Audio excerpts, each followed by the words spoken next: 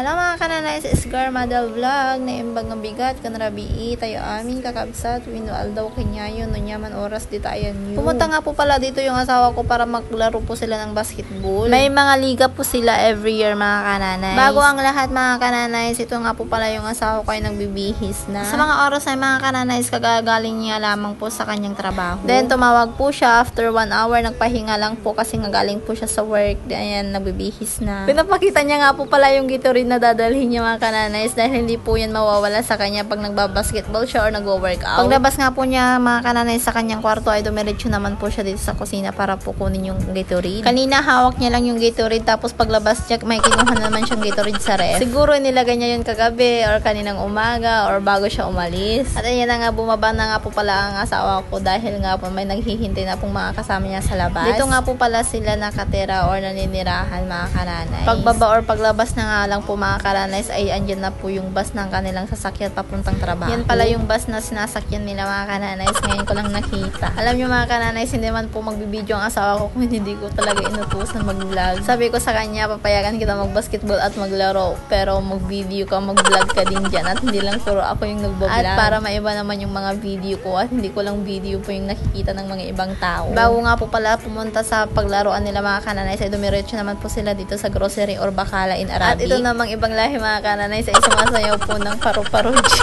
Kumanta nga lang po yung asawa ko ng paru-paroji, bigla na lang po siyang sumayaw. Siyempre ako naman na nagbo-voice over or nag-i-edit ay talagang natutuwa ako or natatawa ako. Ganyan po mga ibang lahi mga kananays, hindi naman po lahat ay masayahin. Kung titignan yung mga kananays ay talagang may pataas-taas pa nga siya ng kamay. At tuwang-tuwa naman po yung mga kasamahan ng asawa ko. At buti hindi siya tumalon-talon habang sumasayaw kasi yung mga ibang lahing ganun may patalon-talon. Nung nakabili na nga po pala sila mga kananays, kaya ito dumiretso na naman po sila dito. Dahil nga po dito po sila maglalaro or magbabasketball. Finally, nakita ko na naman ang itsura ng Saudi kahit nasa Pilipinas ako ngayon. Nagtrabaho nga po pala ako dito sa Saudi mga kananay, 1 year and 6 months. Ang trabaho ko po dito sa Saudi noon mga kananays ay DH at hindi na rin po ako nagtagal dito sa Saudi mga kananays, ay kailangan ko na rin pong umuwi. At hindi ko pa po pwedeng ikwento mga kananays kung bakit ako napauwi ng maaga at hindi ko po natapos yung aking kontrata. Kaya don't think negative mga kananays, always think positive lang po tayo. Darating din po tayo sa mga panahon na yan na pwede ko pong ikwento yung mga naranasan ko dito sa Saudi kung bakit po ako napauwi dito sa Pilipinas agad-agad. Habang nga naglalaro po dyan yung asawa ko mga kananays ay naka-video call naman po kami dyan. Syempre nanonood naman po sa mga oras nila dyan mga kananays, lalo dyan sa Saudi is 5:30 pero po dito sa Pilipinas is 10:30 na po ng gabi. Bali 5 hours po yung agwat ng oras natin dito sa Pilipinas. So nauuna po ang oras dito sa Pilipinas, nahuhuli po dun sa Saudi. Sa mga oras na to pala mga kananays ay naantok na yung mata ko habang pinapanood ko silang naglalaro. At hindi naman po ako pwede magpuyat mga kananays dahil nga po maaga po tayong nagigising dahil nga may pasok pa ang aking mga anak. At maya-maya ay matutulog na po ako mga kananays dahil gabi na rin. Nung natulog na nga po pala ako mga kananays, so nagpahinga na po yung asawa ko dyan sa mga oras na yan at siya na rin po yung nagbe-video. Kaya nung nagising ako kaninang umaga mga kananays ay nakapag-send na po siya ng mga video na i-edit ko. Makwento ko lang mga kananays, dito nga po pala kami nakakilala ang aking asawa. Pero mga kananays, hindi po kami nagkikita dito sa Saudi dahil nga po bawal. Syempre, ang uso na ngayon mga kananays is chatmate. Tama po yung narinig nyo, nakakilala po kami sa chat lang. Ang totoo niyan mga kananays is broken heart po ako nung nag-message po siya sa akin or nag-add friend. Syempre, pati siya mga kananays broken hearted din po noon nagkakilala kami. So, nagka-developan po kami agad-agad ng aking Diyosawa ngayon. At nahulog na po ang aming loob sa isa't isa. Kakakwento ko nga po pala mga kananays abot sa aming mag-asawa. Ay, hindi ko naman po namamalayan na tapos na po pala silang naglaro. At ayan, maglalakad na naman sila. Deserve nyo yan dahil ginusto nyo yan.